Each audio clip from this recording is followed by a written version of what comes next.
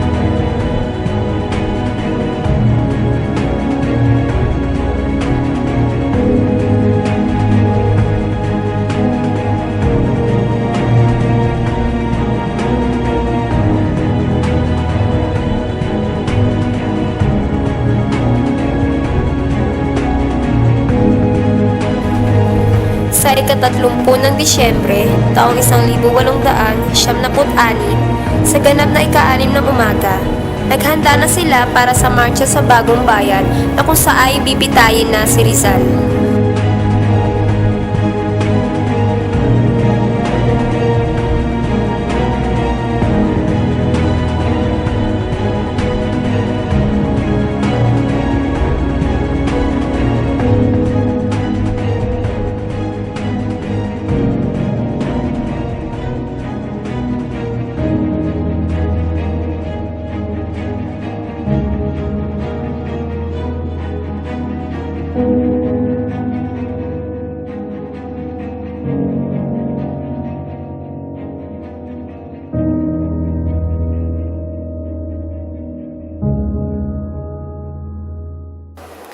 Nagsimula ang lahat ng hikayatin ni Pasiano ang kanyang kapatid na si Rizal upang tumungo sa Europa at mag-aral.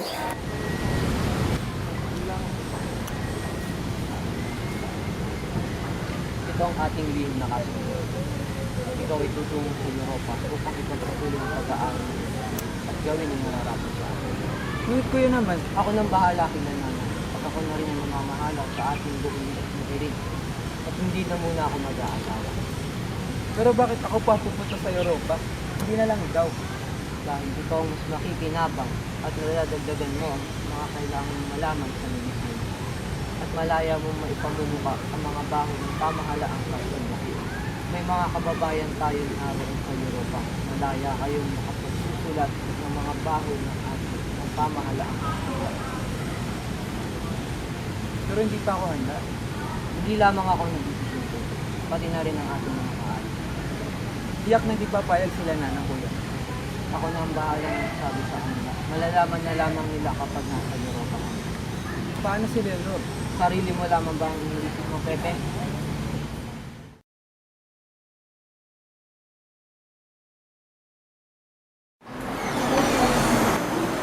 Luna!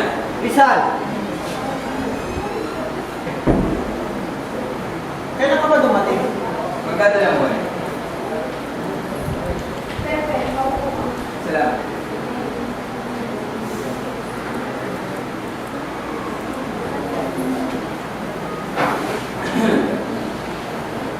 Bakit dito? Kahit anumang sabihin ni sa pare, kung bumang sila, sige lang. Kung mga bobo naman ang sabihin sa gobernador, papalakpak pa kayo. Dahil sa inyong kataparan. Konti na naman hinihingi natin sa Kastila? Mali. Ipupos ako isang gabi ko sa Cortelo, pero hindi pa rin sila papayag. Papayag sila kung ipapahayag natin ang ating karunungan. Kalokohan. Ang mga pride at gobernador lamang ang kaibigan nila. Masasayang lamang ang ating mga laway.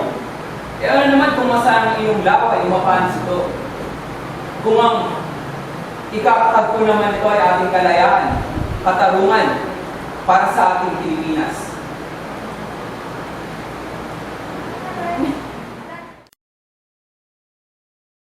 Ang Pilipinas ang nakasanayan ng sistema. Mas mahirap na para sa kanila ang magbago. Para sa kanila, para sa inyo. Makakasama. Sa tingin ko tama ang sinasabi ko kay Tingnan ng Silisan. Palagi naman siyang tama eh.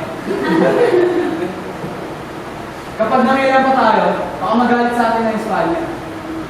Pasalamat pa nga tayo na nakakakuha tayo ng edukasyon at marami pang bagay dito. Edukasyon, edukasyon. Para lalo kayo maging luwag. Kontento na ba yung pang-aalipin ng Kastila sa mahabang panahon? Hanggat hindi tayo natutong gumalang sa ating sarili, hindi tayo kailanman igagalang ng ibang lahi.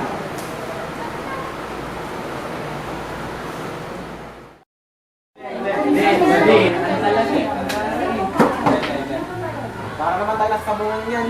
Ang pinupunto ko dito, panahon na para magkaroon pa rin ng isang pangulo. Tama nga naman. Matagal na tayo naririto para makampanya sa Pilipinas. Taon-taon nadaragdagan ang ating organisasyon. Kung hindi pa tayo magbubukod-bukod, wala tayong mararating. Oo, wala tayong mararating. At babagsak na naman tayo sa mga tatamis na kandulo ng mga babae sa hotel. Sandali. Bago tayo mag-alala ng Pangulo, kailangan natin alamin ang kanyang kapangyarihan. Kapangyarihan! Kapangyarihan ang babae at maglasing! Naisip ko lang, ang kahalagahan ng periodikong La Solidaridad. Kung papayagan tayo o paihutulutan tayo ng kagalang-galang na ating pagmukoy. Ang kahalagahan ng periodikong La Solidaridad. Kung sino man yung mahahalal na Pangulo, yun ang magkakaroon ng kapangyarihan upang siya yung magkakaroon ng huling pasya sa bawat lalabas na artikulo o periodiko. Kung gayon magkakaroon tayo ng pagkakaisa sa pagkilos.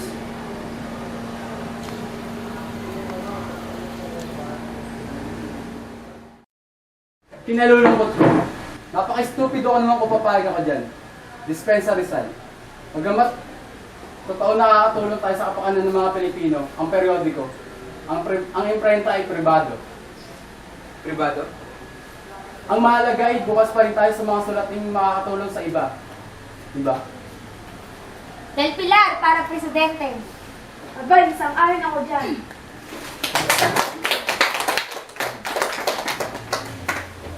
Humingi ako ng paumanhin. Akala ko'y hindi pribado, bagkos pambansa ang adhikain ng La Solidaridad.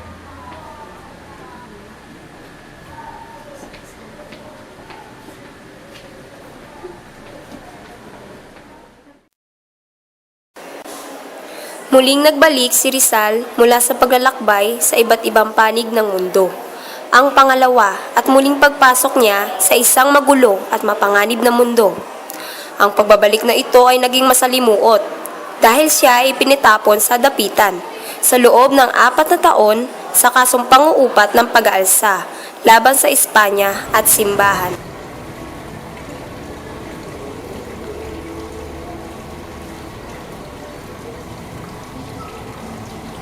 Dr. Rizal, Dr. Rizal. Hey, who are you? Today, I'm Josephine Brackett from Ireland. Ireland. I heard that the ladies from there are beautiful. Thanks for the compliment, Dr. Rizal. Don't be too shy, my dear. Just call me Jose from now on. Okay, Dr. Jose. We heard that you're an expert as eye physician. Even in our country, I just really need your help. Why, Josephine? Is there any problem with your blue, beautiful eyes? Not me, but And who is your father? Can I see your eyes, sister?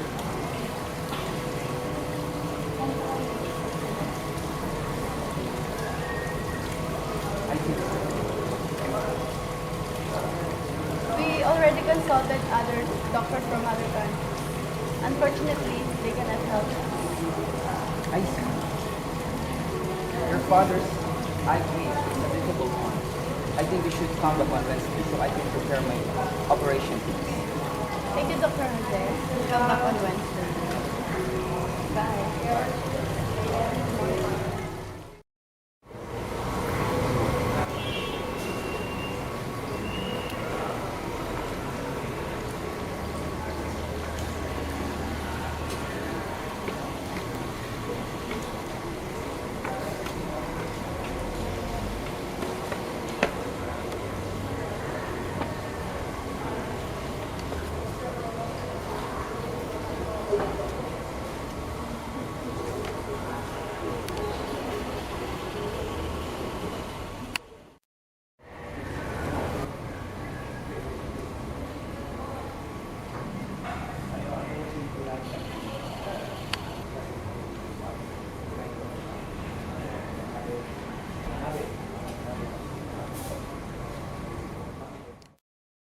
Dr. Jose? Dr. Jose? Josephine, why are you here? Do you need something? Whom are you with? I just wanted to see you again, Dr. Jose. I just escaped from our house. That's a good thing. I think this is a destiny. I need to tell you something. Ever since I saw you, that I felt something strange in my heart. I think I'm falling in love with you. Yes, I know. I also feel the same way, Dr. Rizal. Just as said, don't call me Dr. Rizal, Dr. Jose. Remember? What am I doing? Am I crazy? I just seen you a while ago, but I already fell in love with you. Don't hesitate with your feelings, Josephine. We have the same feelings too. And if this love is insanity, I am already insane. I love you, Jose. I love you too, Josephine. Naging mapayapa ang pamumuhay ni Rizal sa dapitan, kapiling si Josephine, bagaman hindi sila pinahintulutang ikasal. Nagkaroon sila ng anak, ngunit ito ay pumanaw din matapos isilang. Isang araw, isang liham ang kanyang natanggap mula kay Gobernador Blanco. Nakasaad sa liham na pinahihintulutan si Rizal na tumulong sa labanan sa Cuba bilang manggagamot. Ngunit, lingid sa kanyang kaalaman, ito'y paraan lamang sa tuluyang pagdakip sa kanya. Anong iyong buong pangalan? Jose Rizal Mercado y Alonso, Senyor. Iyong edad? 35. Sinasabi nilang mas bata. Ako isang physician, Senyor. May kilala ka bang Andres Bonifacio, ang nagtatag ng katipunan? Wala akong ganong kilalang ngalan, Senyor. Kung wala, bakit nakikipagtagpo ka sa kanya sa isang patagong pagtitipon sa bahay ni Doroteo Onghung? Kung ito pala isang patagong pagtitipon, bakit ito nabatid? Manahimik ka! Wala makakapaglihim sa Espanya. Senyor, ano ba ang gusto niyong malaman sa akin? Kasinungalingan? Pakawalan niyo na ang aking pamilya. Wala akong kinalaman sa mga binibintang niyo. Sigurado ka? Bakit ginagamit ng katipunan ng pangalan mo? Sigurado akong wala akong alam. Sa bang traidor, Dr. Rizal? Gusto mo bang tawagin kitang isang traidor? Tulad ni Padre Burgos. Di ba't inalim sa kanya ang huli mong nobela? Tanging kasiguraduhan lang mga aking sinasabi, Senyor. Tumagal ng ilang araw ang pagsisiyasat kay Rizal at ang tanging karapatan lamang na iginawad sa kanya ay ang pagpili ng kanyang magiging tagapagtanggol. Magandang araw. Ako si Luis Tabian de Andrade, ang iyong magiging tagapagtanggol. Jose Rizal, maupo ka. Salamat. Sa lahat ng pangalang pinagpilian ko, ang pangalan mo ang pinili ko. Pamilyar siya. Kapatid ko si Jose Tabian de Andrade. Siya nga, naging gwardya ko siya sa Kalamba, 6 na buwan. Kamusta siya? Marami siyang tinupay tutungkol sa iyo pero ang kinandoon ay hindi ko lubos mapaniwalaan. Katulad na, Ang opinion ko ay di na mahalaga. Ang opinion ng ibang tao ang dapat mong alalahanin. anong mga opinion? Na ikaw ay isang erehe, filibustero at walang utang na loob sa Espanya. Sa paanong paraan? Utang mo sa Espanya ang lahat, pati na ang iyong edukasyon.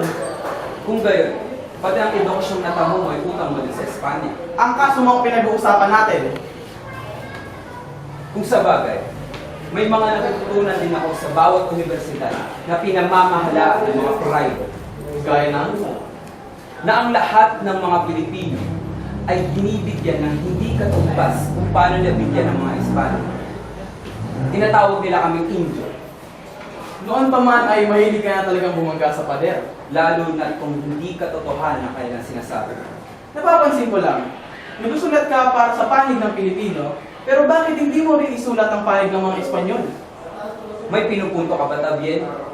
Ayon sa nasusulat, ang iyong mga nagawang nobela ay kinakalaban ng gobyerno, edukasyon at mga kawani ng pamahalaan. Kaya ang paglilimbag at pagbebenta ng mga ito ay mahigpit na ipinagbabawal.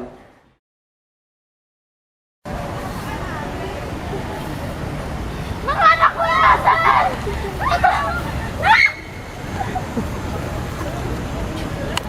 Mga anak ko ba sila? Asan kay Crispin?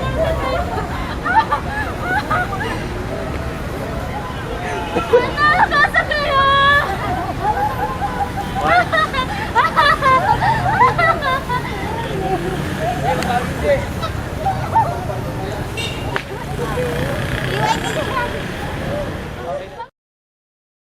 Hindi ba nila alam na ang lahat ng aking naisulat ay nagugat sa katotohanan? Sa mga bagay na ito, ang lahat ng Pilipino ay may kilala ang kanilang sarili, ang kasaysayan. Siguro naman ay hindi lahat ay ganyan sa iyong mga kalahi.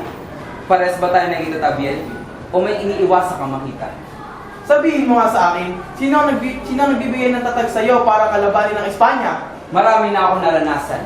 Mawalan ng anak, asawa, pamilya, karangalan at kalayaan. At ang masaklap, itinapon at niloko nila. Ngunit sapat na ba ang lahat ng mga iyan?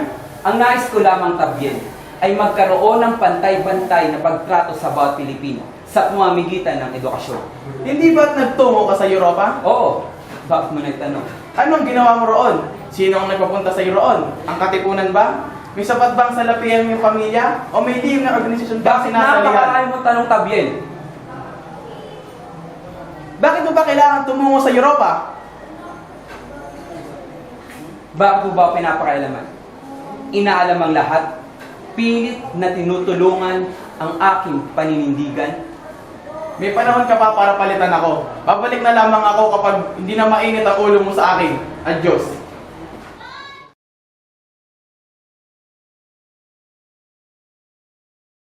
Sir Rizal, ito na ang huling araw ng iyong pag-ibig sa kasong bibigyan sa edisyon at konsiderasyon. Papasahin sa iyo, bilang bahagi ng iyong karapatan, ang mga ebidensya laban sa iyo. Sumulat sa Antonio Luna kay Mariano Ponce na nagpapatunay na iyong koneksyon sa kampanya para sa reforma sa Espanya. 2. Sumulat ka sa iyong pamilya na nagsasabing mabuti ang pagpapatakot dahil hinihikayat ito ang mga tao kung maging magsik. 3. Sumulat si Marcelo del Pilar kay Deodato Arellano na nagpapatunay na ay pinalaman ka sa propaganda sa Espanya. 4. Sumulat din na isang tulang pinamagatang kundiman na magpanghikayat ng magsikan. 5. Sumulat si Carlos Oliver sa hindi matukoy na isang tao na naglalarawan sa iyo kaya isang tao magpapalaya sa Pilipinas. 6. Isang dokumentong masunika na nagpapatunay sa iyo mapanghimagsik na serbisyo. 7. Isang sulat na pinirmahan di masalang na nagsasaad na ikaw ay naghahanda na isang lugar na maaaring tuluyan ng mga lumalaban sa Espanya.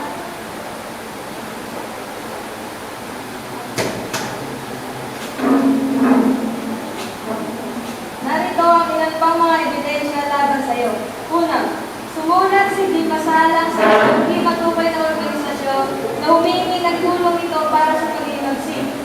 2, isang di kilalang sulat na tumutulig sa pagpapatakon sa iyo. 3, isang sulat ni Ildefonso Laurel sa iyo na nagsasabing ikaw ang tagapagligtas ng mga Pilipino. 4, isang sulat ni Ildefonso Laurel sa iyo na nagpapaalam sa iyo ng mga pinatatakon ng gobyerno. 5, isang sulat ni Marcelo del Pilar kay Don Juan Pentos na nagre-rekomenda ng pagpapatayo ng espesyal na organisasyon. 6,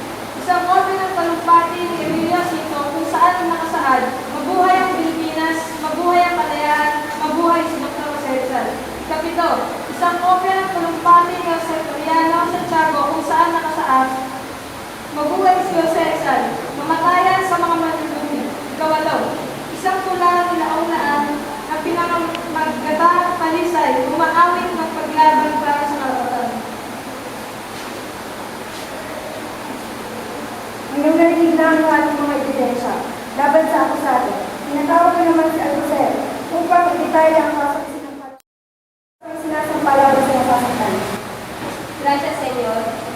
Upang matumasa ng bansang Pilipinas ang kalayaan, ang nasasaktan ay gumawa ng paraan upang tulisain at kalabanin ang praile, ang mga reliyon, at higit lalo ang bansang Espanya. Ito ay sa pamamagitan ng pagsusulat ng mga aklat, higit lalo ang Noli Tangere at El Filibusterismo. Kasama na rito ang hindi mabilang-bilang ng mga manifesto na tunay na nagpudyo at tumulak sa mga Pilipino upang kalabanin ang Espanya. Sa kadahilanang ito, kabilang na ang mga kasong nabanggit laban sa nasasaktan kanina lamang, ang akusado ay napapatunayang nagkasala. Siya ang udyok na lahat ng kaguluhang nagaganap dito sa bansang Pilipinas. O kaya, aking hinihikayat ang hukumang ito na huwag na mag-alinlangan upang bigyan ng mabigat na parusa. O kaya, para sa isang traidor na katulad niya, parusang kamatayan ang nararapat. Viva España!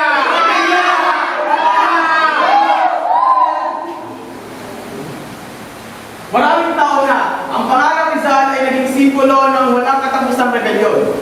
Sumisimbolo din ito ng walang humpay na karaingan ng mga tao, na ngayon ay naiipit at nasasagdan at nanganganib na kamatayan. Ano nga ba ang kasalanan niya? Nagsabi pa niya sa mga praile na siya ay maghihimagsik. Nagsabi pa niya sa harap ng mandla na siya ay maghihiwalay sa kapangyarihan ng Espanya.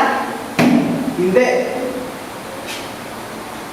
Ang mga nobela niya, Noli Tangere at El Filibusterismo, ay tunay na kumakalaban sa Espanya. Kasama na rito ang mga latalain niya na alam natin na ang kanyang nitiin para sa Pilipinas. Ngunit hindi ito sapat para siya ay akusahan ng kamatayan. 4 na taon? Hindi! Hindi ang sangayon! Oo! Oo! Kaya dinihiling ko sa inyo mga hukong na sana hindi kayo maging mapaghiganti at hindi maging basihan ang mga isinulat ni Rizal upang matulad siya ng kamatayan. Hindi naman, binibigyan ng pagkakataon na nasasaktan upang magbigay ng kanyang huli.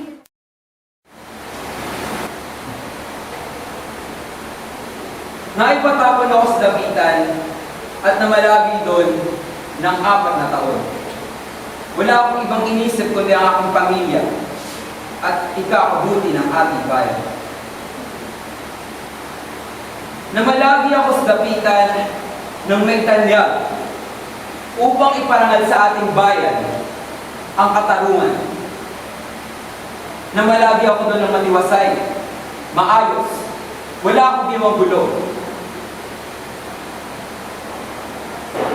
Nang may nagpadala sa aking sulat galing sa aking kaibigan na si Ferdinand Blumenthal, doon ko nalaman na nangangailangan ng tulong ang Espanya, isang doktor, upang tumulong sa Cuba kung saan may nagkakaroon ng digmaan.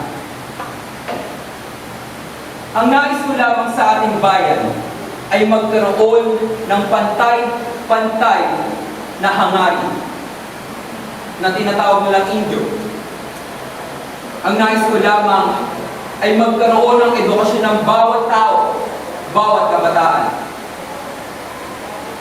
Isinulat ko rin ang La Liga Pilipina, hindi para magkaroon ng revolusyon.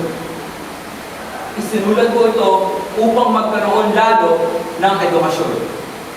Wala akong ibang ginawa kundi magkaroon ng edukasyon, pantay-pantay. Ang nais ko lamang ay magkaroon ng katarungan, kapayapaan, at edukasyon sa bawat Pilipino.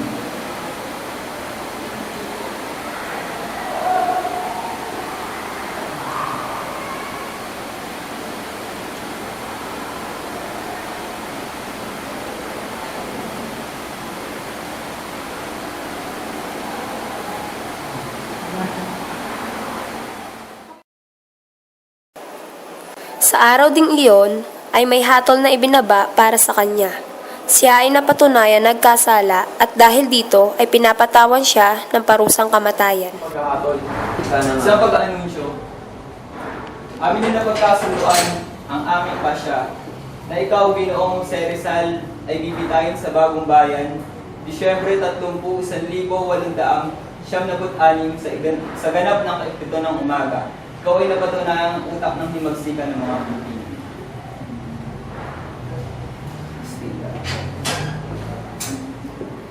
Hindi maaari ito! Ngayon lang ito nakita na Dismia Tabil. Kaisa pala kita. Hindi makatarungan ang pag-uusig. Minadali nila ang kaso. Diloko nila tayo. Ginamit nila tayo. Bakit tila ito ang galit na galit? Gayon ako naman ang mamamatay. Ayoko na. Magbibitiw na ako. Nahiya ako sa inyo. Sa inyo. Bakit? Dahil isa akong mastina. Hindi ka kasing Tabil. Parehas na tayo.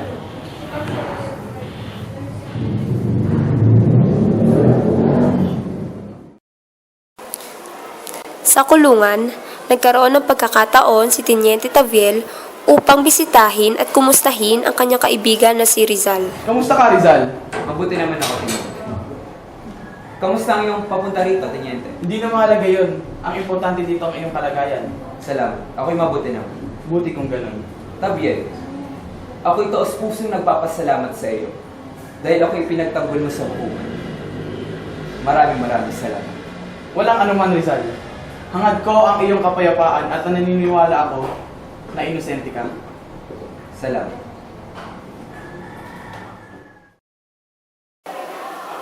Nagkaroon ng pagkakataon si Father Federico Faura upang bisitahin si Rizal at pinagbantaan niya ito na siya'y mapupugutan ng ulo. Dahil sa pagsulat mo ng Noli Me Tangere, ikaw ay mapupugutan ng ulo.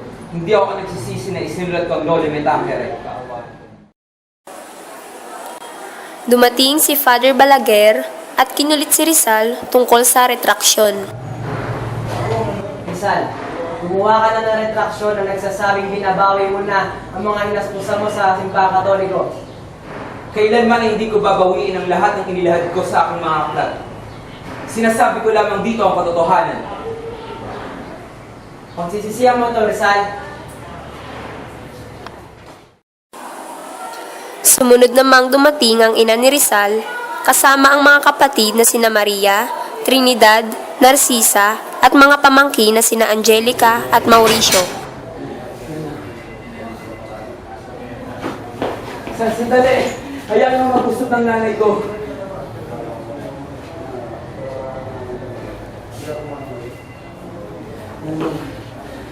Tatawanan niyo po sa sakit ng ulong ibigay ko sa inyo. Kayo na pong bahala sa labi ko. Ilibing niyo po ako ng matiwasay at maayos na libingan. Hindi anak. Huwag mo sabihin yan, anak. Nanang mahal na mahal ko po kayo. Huwag niyo pong pabayaan ang sarili niyo, nanang.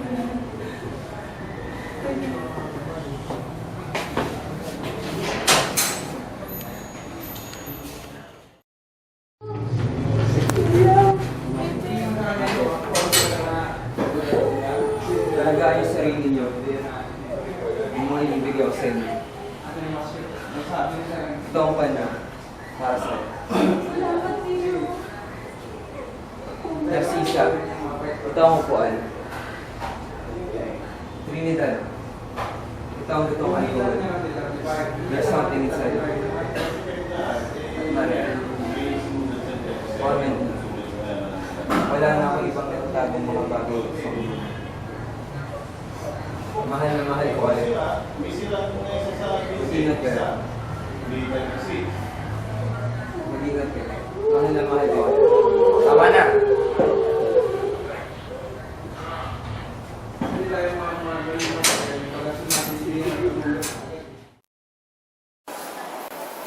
Sa mismong araw ng pagbitay, sa ganap na 5 ng umaga, ay dumating at bumisita sa kulungan ni Rizal ang kapatid nito kasama na si Josephine Bracken, ang kanyang kasintahan. Don't cry. You're always in my heart. Here. A book. Imitation de Cristo. And I give it to you. Don't cry.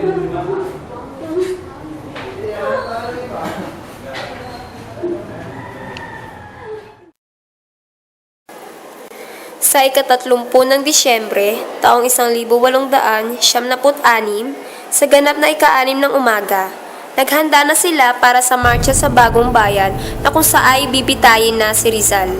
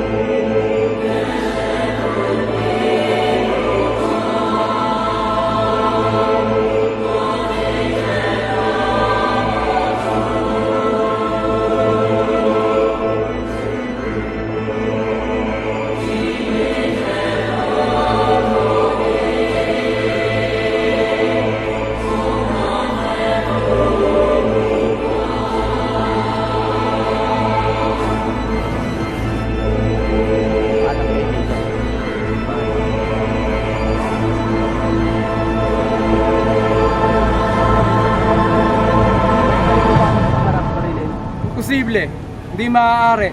Kaya kailangan barilin ng nakatalikod.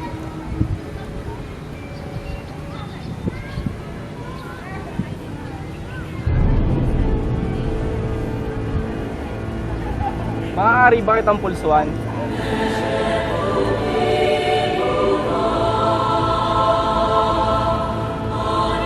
Nga. Hindi ka man lamang kinakabahan na ikaw ay papatayin na.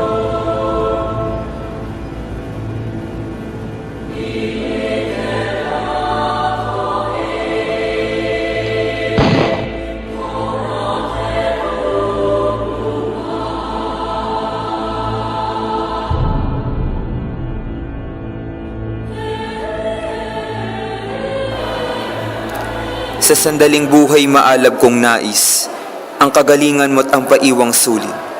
Ang kaluluwa kong gayak ng aalis, ginhaway kamtin mo, anong pagkarikit. Paalam na liad tanging kaulayaw, taga-ibang lupang aking katuwaan. Paalam na sa inyo mga minamahal, mamatay ay ganap na katahimikan.